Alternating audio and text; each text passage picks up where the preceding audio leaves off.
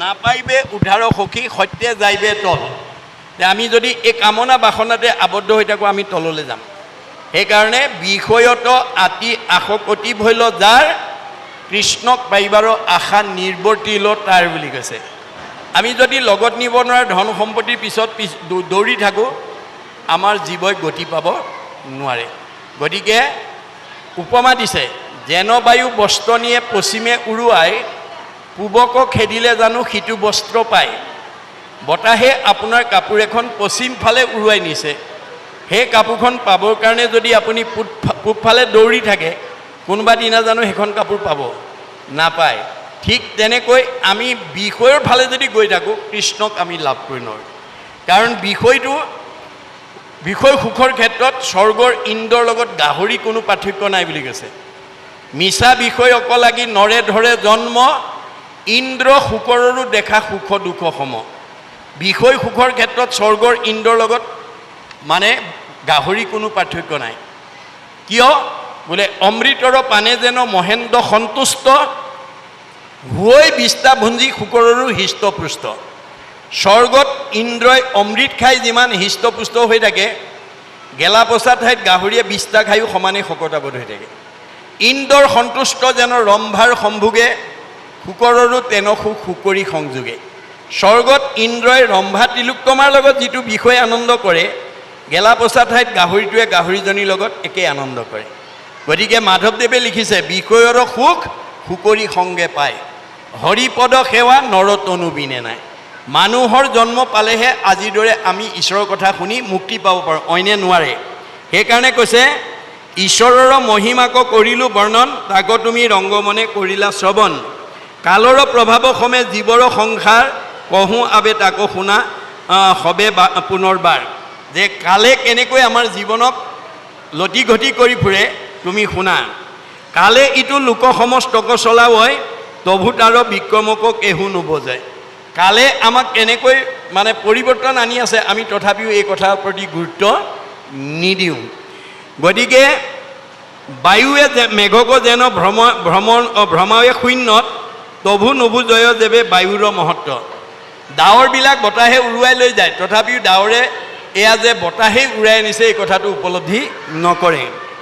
সুখ পাইব বুলি নানা কৰে প্ৰয়াস, জীৱা অৰ্থে আৰ্যে তাকো কালে কৰে নাশ। আমি সুখ পাম বুলি ধন টকা পইচা উপাৰ্জন কৰোঁ, কিন্তু কেতিয়াবা কালে আমাক সেইবিলাক চব বিনাশ কৰি দিয়ে। তেবে তাৰ অৰ্থে সুখ কৰে দিন ৰাতি, কালৰ বিক্ৰম তাকো বুজিবাহা আতি। গতিকে এই সুখ দুখটো কালে আমাক দি থাকিব। কিহৰ ওপৰত? কৰ্মৰ ওপৰত। কৰে শুভা শুভ কৰ্ম গুণৰ ইচ্ছাই, কৰ্মফলে জীৱে সুখ দুখ পায়। আমাৰ সুখ আৰু দুখটো কৰ্মৰ লগত জড়িত হৈ আছে। ভাল কাম কৰিলে সুখ, বেয়া কাম কৰিলে দুখ। গৃহক্ষেত্ৰ পুত্ৰ মিত্ৰ দেহ আদি যত, ইটো হবে মিছা পৰমাৰ্থ বিচাৰত। আমি বাহিৰত দেখাবোৰ চব মিছা, আজি আছে কাইলৈ নাই। স্বামী আজি আছে কাইলৈ নাই, ভাৰ্যা আজি আছে কাইলৈ নাই, পুত্ৰ আজি আছে কাইলৈ নাই। এই দেহাটো আজি আছে কাইলৈ নাই। গতিকে মোহত দুৰ্মতি সবে সত্য মানে মনে, তাহাৰো বিনাশে সুখে পাৱে সিকাৰণে। এতিয়া আমাৰ অজ্ঞানীবিলাকে এই দেহকে সঁচা বুলি ভাবে, পুত্ৰ ভাৰ্যাকে সঁচা বুলি ভাবে, সেইকাৰণে তাৰ মোহতে লাগি থাকে। কিন্তু যেতিয়া কালে বিনাশ কৰে তেতিয়া বেজাৰত ভাগি পৰে। ঘোৰ সংসাৰত যেই জুনি যায়, নাহি বিৰগতি তৈতে তৈতে সুখ পায়। কৰ্ম দুখে যদি মানে বিস্তাৰ কিটো হয়, বিস্তাৰ কীটত জন্ম লৈছোঁ বুলি মাৰিবলৈ ধৰিলে বিস্তাৰ কীটটোৱে গা পাতি নিদিয়ে, সি দৌৰ মাৰি আকৌ বিস্তাতে সোমায়। কুকুৰ মেকুৰী এইবিলাক ঘৰে ঘৰে ঘূৰি ফুৰে, সেই বুলি সি গাটো পাতি নিদিয়ে, মোক মাৰি দিয়া, মই লোকৰ চোৱা পাতনিয়ে কিমান খামগৈ, মৰি যাওঁ বুলি গা পাতি নিদিয়ে। অৰ্থাৎ কৰ্ম দুখে যিটো জীৱ পায় তাতেই সি সুখী হৈ থাকে, সেই কথাটো কৈছে দেই। নাৰকী শৰীৰ পাই বিষ্টামূত্ৰ খায়, তভু তাৰ দেহ এৰিবাকো ইচ্ছা নাই। মানে বিষ্টাৰ পোকবিলাকে বিষ্টা খাই থাকে, তথাপিতো সি দেহটো এৰিব নোখোজে। কুকুৰ মেকুৰীবিলাকে মোক মাৰি পেলা বুলি, মই কুকুৰৰ জন্ম লৈছোঁ, মেকুৰী জন্ম লৈছোঁ, মাৰি পেলা বুলি গা পাতি নিদিয়ে। বিষ্ণুৰ মায়ে আদি কৰিছে মোহিত, তাতে আৰু আনন্দ লভয় প্ৰতিনিধিত। আমাৰ দেহৰ মানে মোহটো হৈছে বিষ্ণু মায়া। আমি সকলোতকৈ নিজৰ নিজৰ দেহটোক আমি বেছি ভাল পাওঁ, গতিকে দেহটোৰ মোহতে আমি মোহিত হৈ থাকোঁ। কুটুম্বত মনে আতি কৰে আশকতি, বৃদ্ধ সেৱা হীন ভৈল যি হ'ব দুৰ্মতি। এইদৰে ভক্তিবিহীন মানুহে ল'ৰা ছোৱালী পোহপাল দিওঁতে বৃদ্ধ অৱস্থা পায়। ফলত কি হয়, সাধুৰ সঙ্গে মূৰ পাৱে নকৰে ভকতি, এমন সংসাৰে ভ্ৰমে লোভিয়া দুৰ্গতি। আজিৰ দৰে সাধুৰ সংগলৈ নাহি এই যিবিলাক দুৰ্মতি মানুহ, তেওঁলোকে কি কৰে, পুত্ৰ ভাৰ্যা এইবিলাকৰ মোহতে লাগি থাকে। যেবে ভাৰ্যা পুত্ৰ ভিত্ত ভৈল পশু ছয়, কীৰ্ত ভৈলো বুলি পাছেহে মানয়। যেতিয়া ল'ৰা ছোৱালীবিলাক পশুৰ তুল্য হয়, তেতিয়াহে কি কৰিলোঁ বুলি অনুশোচনা কৰে। তেবে তাসম্বাক পোষণ চিন্তা জৰে, নাহি কিছু সৰ্বসুখ অংগে দাহ কৰে। তাৰপিছত তেওঁলোকক পোহপাল দিবৰ কাৰণে সদায় চিন্তা কৰিব লগা হয়। ক্ষণো বেইছা নাৰীৰ শৃংগাৰৰ ৰস পাই, বোলে আৰু আতপৰে কিছু সুখ নাই। আমাৰ কিছুমান মানুহে বেইছা নাৰীৰ সংগত যিটো সুখ পায়, তাতকৈ আৰু পৃথিৱীত বেলেগ সুখ আছে বুলি নাভাবে। সৱালৰ পুত্ৰৰ শুনি মধুৰ বচন, দুখ গৃহ সবে মানি থাকে সৰ্বক্ষণ। সৰু ল'ৰা ছোৱালী মধুৰ মাত শুনি কিছুমান তাতেই আবদ্ধ হৈ থাকে। যাহাক পুখিলে আতি অধুগতি যায়, তাসম্বাক পুখে আতি কৰিয়া অন্যায়। যিবিলাকক পোহপাল দিওঁতে আমি অধুগতি যাব লগা হয়, কিন্তু আমাৰ দুৰ্মতিবিলাকে অন্যায় কৰি তেওঁলোককে পোহপালৰ কাৰণে কৰ্ম কৰে। যেবে দেখে আপোনাৰ অৰ্থ ভৈল ক্ষয়, পৰৰ ধনক দেৱে মনত বাঞ্ছয়।